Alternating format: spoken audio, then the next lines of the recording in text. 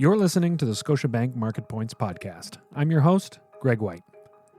Market Points is part of the Knowledge Capital series, a collection of audio, video, and written commentary from Scotiabank Global Banking and Markets leaders designed to provide you with timely insights and analysis. Q3 earnings for the Canadian banks come in strong again, beating the street by a comfortable margin. Meny Grauman, Managing Director covering Canadian Financial Services at Scotiabank, returns to the podcast to decipher the results and share his thoughts on the outlook for the Canadian banking sector. Hi, Meny. Great to have you back on the podcast. It's great to be here again. Another busy bank earnings season is in the rearview mirror, so it's always good to check in and to talk about what we learned from the banks this time around. And so what did we learn? How were the results? Well, first I'll start high level. If we look at core EPS for the industry as a whole, it came in up 5% quarter over quarter, and that's up 55% year over year, and 11% better than consensus. So once again, credit drove the beats, especially on a year over year basis. If you recall, this time last year, the banks were still girding themselves for pandemic-related losses, and now with a lot of government support, a lot of vaccines being administered, the recovery is firmly on track, and so those reserve builds are coming back into earnings, so that's definitely a big part of it. But if you look at overall results excluding credit, so what we like to talk about as pre-tax, pre-provision earnings, they also came in ahead of the street, and so that's definitely an important feature of the result. I would say we're seeing consensus beats come down. They peaked in Q1. They're not nearly as large as they were now as they were in Q1, but still quite elevated relative to the norm. Historically, we don't see an 11% on average beat to consensus is still something much larger than what we typically see. So that's something that I would definitely highlight just from a perspective of results versus expectations. There's still quite a big gap, even if that gap is definitely narrowing. How did you approach your analysis of the sector this time around? For a while now, we've been assuming that the banks deliver results that are better than what the street is assuming, and that's been a very good policy. So the beat versus consensus, as I mentioned, was 11%. It was 8% better than us. So we were closer to the bullseye, but still not quite there. One key area, I would say, where I was expecting, not bad news, but I was definitely expecting credit numbers to be a little bit worse.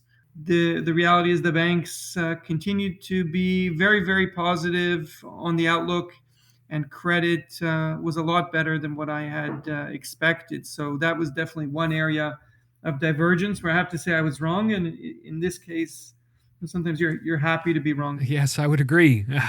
Going through the results then, what were some of the key stories that you picked up on? So I'd really classify my key takeaways. I would say I have four key takeaways. First and foremost, coming into reporting season, we're definitely asking more questions about the rise of the Delta variant and whether that would derail the economic recovery that everyone was really getting excited about. And the reality is that the banks, one after the other, came out, their management teams came out and said that they continue to believe in the economic recovery and that it's still moving ahead. There might be some bumps along the way, but they all emphasized that we won't go back to the kind of lockdowns we saw earlier in the year. And so the economy won't get hit in a fundamental way anymore. We're going to probably have to deal with the virus longer than we like, but we have ways to manage it beyond shutting down the economy.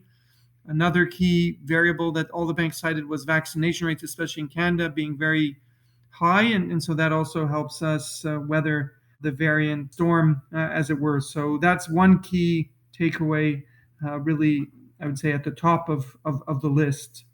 In terms of the other three key takeaways, once again, Canada continues to be the star. Definitely, we know that the U.S. recovery from the pandemic started ahead of us. We were lagging in terms of vaccinations. We've not only caught up, but we've exceeded the U.S.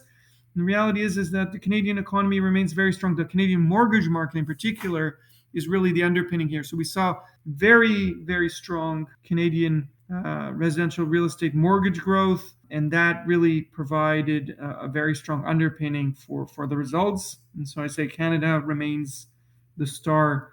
Third point is capital markets are more resilient than what we had expected. We definitely expected trading revenue in particular to be down on a year-over-year basis. We saw that from the Wall Street banks.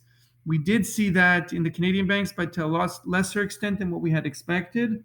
And offsetting that was underwriting. Investment banking really is very strong. There's a lot of deal making going on, and that is definitely helping offset some of that weakness. In many cases, we're seeing run rate earnings for a number of the capital markets units across the big banks really continue to be very strong and elevated relative to pre-pandemic levels, and that's likely to stick.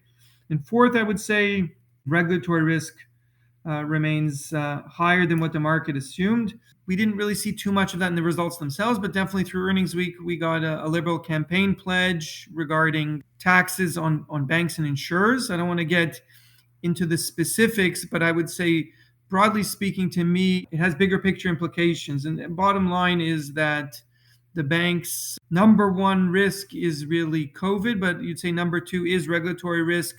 Questions on both sides of the border around interchange fees, regarding overdraft fees, and the potential for higher taxation. So this is something I think all investors need to definitely watch very carefully and closely. And as I said, it is definitely something that is a key risk for the sector. There's a lot of positives, but this is one key risk that is worth keeping an eye on. Do you have any concerns about the recent announcement of the Q2 numbers and the contraction in the Canadian economy? No, I mean, I think if you look at the GDP numbers that you're referencing, I think there's a lot of technical reasons for why there was a disappointment. I think wildfires in British Columbia definitely had an impact, and also supply shortages, which we know about. There's definitely stresses here and there on the economy. But again, I think broadly speaking, it's very clear, not just from the bank commentary, mind you, but also from the results themselves, that there is a clear recovery going on in the Canadian economy. And I would say beyond as well. If you look at the international segments of the big Canadian banks, you see that as well. In Canada, if you look, mortgage growth is very strong. I referenced that already, but commercial loan growth is also very good, the second quarter in a row. And if you look at credit card balances, they're still down year over year, but on a sequential basis, they're up. So there's a lot of green shoots, if you want to call it that. There's a lot of hard data to suggest that definitely the recovery is moving forward, variants or not. We're closing in on the end of the fiscal year for the Canadian banks. We're coming to the end of the calendar year. What are you paying attention to right now? What are you going to be watching for? Well, I think we're still looking for the catalyst of return of capital. So as people may recall, listening to this podcast, OSFI, at the beginning of the pandemic, OSFI basically put a moratorium on the banks and the life goes as well, in fact, preventing them from raising their dividend or initiating share buybacks. That moratorium still holds. We're waiting for word of OSFI to allow the banks and the insurers to return capital to shareholders.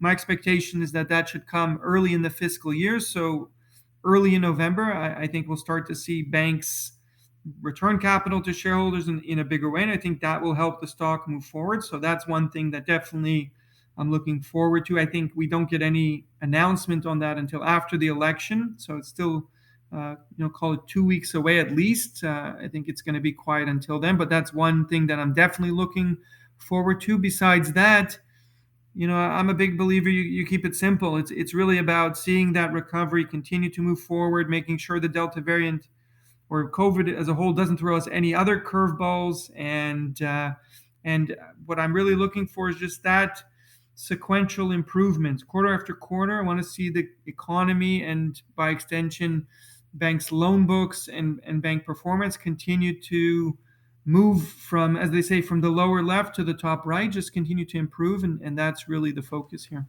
Okay, let's talk names. Who were the top performers, who underperformed, and do you have a new top pick? So we didn't make any recommendation changes. Our buys remain consistent and our holds remain consistent. If you look at just evaluate the quarter on the quality of the results themselves, I think once again you'd have to say BMO stood out as the strongest performing bank, followed by CIBC and National Bank. At the bottom of the pack, TD is there at the bottom slot, again, I would say. But broadly speaking, I think that, we talk about the rank order, but I would say broadly speaking, definitely an encouraging result for the sector as a whole. In terms of the pecking order, we came into the quarter with Royal really as our favorite name, and that was partly a function of just the improving domestic results that Royal put up in Q2, also very bullish commentary from bank management, from the CEO in particular, and the sense that they were really poised to really benefit from the recovery. There's also a defensive element there as well, and especially coming into Q3, as I mentioned before, with the rise of the Delta variant, we're getting a little bit more concerned about that. So Royal kind of ticked both boxes. This time around, coming out of Q3 results, I would actually take Royal down a little, just on a relative basis, and really put BMO up in that top spot. And partly it's a function of just remarkable performance. And it's not just this quarter, but you go back a few quarters for the year to date, just to give you a sense of the magnitude. Again, if we look at a sense of earnings growth without the noise from credit on a pre-tax, pre-provision basis, earnings growth was up 21% for BMO on a year-to-date basis. That's a really big number, by far the top of the group.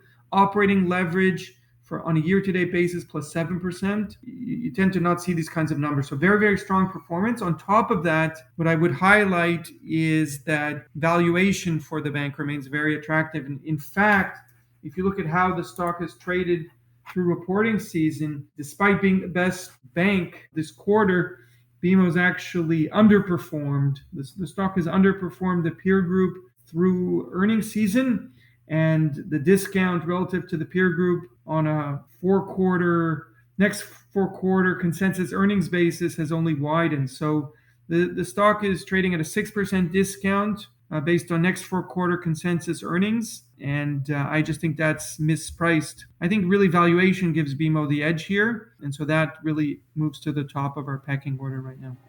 That was Meny Grauman, Managing Director covering Canadian Financial Services at Scotiabank. You can now find Scotiabank's Market Points on Apple Podcasts, Google Podcasts, Amazon Music, and Spotify. Don't miss an episode. Subscribe on your favorite podcast platform. And we want to hear from you. Please rate and review us. Your feedback helps us improve the capital markets content we create for you. You can also find more thought-leading content on our website, gbm.scotiabank.com. And you can also follow us on Twitter at ScotiabankGBM, as well as our LinkedIn showcase page under Scotiabank Global Banking and Markets. I'm Greg White. Thanks for listening. This communication does not constitute investment advice or any personal recommendation to invest in a financial instrument or investment research. This communication is provided for information and discussion purposes only. An investment decision should not be made solely on the basis of the contents of this communication. It is not to be construed as a solicitation or an offer to buy or sell any financial instruments and has no regard to the specific investment objectives, financial situation, or particular needs of any recipient. The information in this communication is based on publicly available information, and although it has been compiled or obtained from sources believed to be reliable, such information has not been independently verified, and no guarantee, representation, or warranty, express or implied, is made as to its accuracy, completeness, or correctness. Past performance or simulated past performance is not a reliable indicator of future results. Forecasts are not a reliable indicator of future performance. Please refer to our legal disclosures on our website.